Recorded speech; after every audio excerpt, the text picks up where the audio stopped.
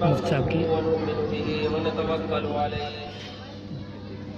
ونعوذ بالله من شرور أنفسنا ومن سيئات أعمالنا من يهده الله فلا مضل له ومن يضلل فلا هادي له ونشهد أن لا إله إلا الله وحده لا شريك له ونشهد أن سيدنا ومولانا محمدا عبده ورسوله أما بعد فأعوذ بالله من الشيطان الرجيم بسم الله الرحمن الرحيم ألف لام ميم ذلك الكتاب لا ريب فيه هدى للمتقين صدق الله مولانا العلي العظيم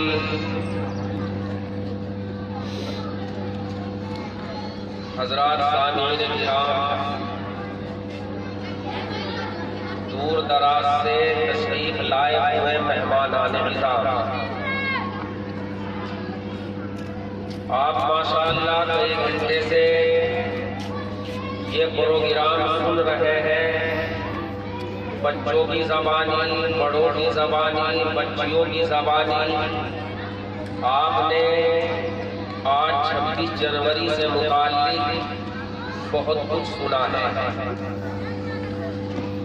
ہندوستان یہ ہمارا ملک ہے، ہم ہندوستان کے باشندے ہیں، یہیں کے رہنے والے ہیں۔ ہندوستان کی تاریخ میں 2 دن بڑے قیمتی ہیں، 2 دن بڑی اہمیت رکھتے ہیں۔ ایک 15 اگست 1947 اور ایک 26 جنوری 1950۔ یہ 2 دن ہم سب کے لیے بڑی اہمیت رکھتے ہیں۔ 15 اگست 1947 کو ہمارا یہ ملک، ہمارا یہ وطن عیار و مکار انگریز کے ناپاک قبضے سے آزاد ہوا۔ 15 اگست 1947 کو ہمارا یہ ملک انگریز کے قبضے سے آزاد ہوا۔ پھر اس کے بعد ڈاکٹر امبیڈکر کی سربراہی میں اور اس کی سرپرستی میں ایک کمیٹی تشکیل کی گئی، جس کے اندر ہندوستان کے لیے کچھ قانون مرتب کیے گئے ہیں، اور 26 نومبر سن 1949 میں وہ قانون تیار کیا گیا۔ پھر اس کے بعد 26 جنوری سن 1950 کو قانون نافذ کر دیا گیا۔ اس اعتبار سے آج ہمارے ملک ہندوستان کو تقریباً 69 سال آزادی کو ہو چکے ہیں، اور قانون کے نفاذ کے اعتبار سے 66 سال آج اس ملک کو آزاد ہوئے ہو چکے ہیں۔ یہ ایک مختصر سی تاریخ ہے۔ آج کالجوں میں، اداروں میں، مراکز میں، مدارس میں، مکاتب میں اور اس ملک کے کونے کونے اور چپے چپے پر آج جشن آزادی منایا جا رہا ہے۔ ہم سبھی کے لیے بہت بڑی خوشی کی بات ہے کہ پروردگار عالم نے یہ خوشی کا موقع ہم سبھی کو مرحمت فرمایا ہے۔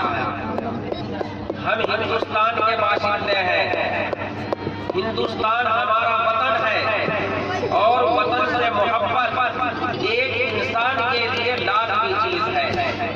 جس وقت آقا مدنی محمد عربی صلی اللہ علیہ وسلم کو کفار و مشرکین نے مکہ المکرمہ چھوڑنے پر مجبور کر دیا، اور لوگوں نے آپ کو، آپ کے ماننے والوں کو اتنی تکلیفیں پہنچائی کہ وہ برداشت سے باہر تھی، تو اللہ سبحانہ و تعالیٰ کی جانب سے آقا مدنی محمد عربی صلی اللہ علیہ وسلم کو ہجرت کا حکم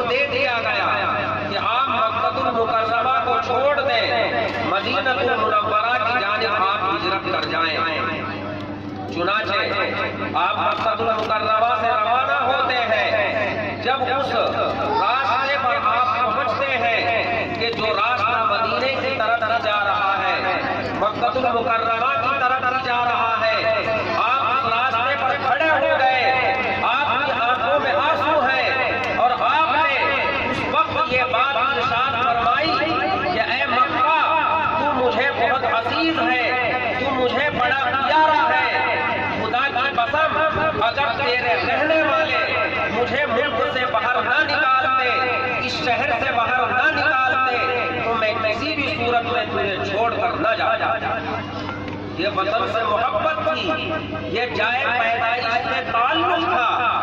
اسی تعلق کو سامنے رکھ کر ہم ہندوستان کے باشندے ہیں، ہندوستان میں ہماری پیدائش ہوئی ہے، ہمیں اپنے ملک سے بے انتہا محبت ہے۔ اور محبت کیوں نہ ہو، پوری دنیا کے اندر جتنے بھی ممالک ہیں اور ممالک تھے، جتنے بھی ملک ہیں، اللہ سبحانہ و تعالیٰ نے ہندوستان کو وہ شرف عطا فرمایا ہے کہ وہ شرف عرب کو حاصل نہیں ہے، وہ شرف کسی دوسرے ملک کو حاصل نہیں ہے۔ وہ شرف کیا ہے؟ وہ اکرام احسان اللہ نے کیا کیا ہے؟ جس وقت حضرت آدم علیہ السلام کو اللہ سبحانہ و تعالیٰ نے جنت سے نیچے اتارا ہے، اس زمین پر اتارا ہے، تو حضرت آدم علیہ السلام سب سے پہلے ہندوستان کے اندر اترے ہیں۔ سب سے پہلے اللہ نے اپنی وحی ہندوستان کے اندر بھیجی۔ یہ شرف عرب ملک کو حاصل نہیں، عراق کو حاصل نہیں، چین کو حاصل نہیں، روس کو حاصل نہیں، امریکہ اور برطانیہ کو حاصل نہیں، فرانس کو حاصل نہیں، جاپان کو حاصل نہیں، مصر کو حاصل نہیں، کسی دوسرے ملک کو یہ احساس حاصل نہیں۔ تو سب سے پہلے وحی کا نزول اس ملک کے اندر ہوا۔ حضرت آدم علیہ السلام نے سب سے پہلے ہندوستان سے حج کیا ہے۔ یہ شرف اللہ نے ہم کو حاصل کرایا۔ حضرت آدم علیہ السلام لے کر آقا مدنی محمد عربی صلی اللہ علیہ وسلم تک جتنے بھی انبیاء علیہ السلام تشریف لائے، سب کا مذہب مذہب اسلام تھا اور مذہب اسلام رہا ہے۔ ہندوستان میں حضرت آدم علیہ السلام کو بھیجا گیا، وہ اللہ کے رسول ہے، وہ اللہ کے پیغمبر تھے، ان کے اوپر وحی کا نزول ہوا۔ یہ دین اسلام کا سلسلہ وہیں سے شروع ہوا ہے۔ آج کل طرح طرح کی باتیں کہی جا رہی ہیں کہ تم اس ملک کے رہنے والے نہیں ہو، تم دہشت گرد ہو، دوسرے ممالک سے چل کر یہاں تم ہجرت کر کے آئے ہو۔ یہ سمجھدار کی باتیں کس چیز کو جنم دے رہی ہیں؟ یہ اس طرح کی چیزیں آپس میں ظلم پکڑ رہے ہیں، اس کی وجہ سے فرقہ پیدا ہوتی ہے، آپس میں نفرت پیدا ہوتی ہے، خون خرابہ ہوتا ہے، آپس میں لڑائیاں ہوتی ہیں۔ اس انداز کی باتیں کرنا یہ ہندو اور مسلم کو لڑانا ہے۔ یہاں پر اس ملک میں ہندو بھی رہتے ہیں، مسلمان بھی رہتے ہیں، یہاں سکھ بھی رہتے ہیں، یہاں عیسائی بھی رہتے ہیں، یہاں ماننے والے بھی موجود ہیں۔ بہت اور مختلف انداز پر لوگ یہاں پر مذہب کے اعتبار سے آزاد ہیں۔ سرکاری اعداد و شمار کے مطابق مسلمانوں کی تعداد یہاں بہت زیادہ ہے، 20 کروڑ سے بھی کہیں تجاوز کر چکی ہے، مگر اتنی کثرت کے باوجود آج کل طرح طرح کی باتیں مسلمانوں کے خلاف کی جاتی ہے۔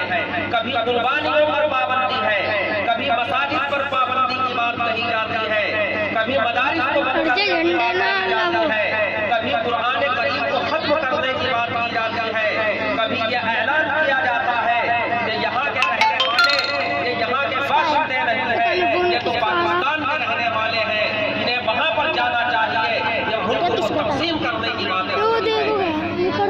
محترم بزرگوں اور بھائیوں، یہ تاریخ سے ناواقفیت کی بات ہے۔ ہندوستان میں سب کو رہنے کا، سب کو جینے کا برابر کا حق ہے۔ ہمارے بزرگوں نے اتنی قربانیاں پیش کی ہیں کہ تم لوگوں نے اور غیروں نے اتنا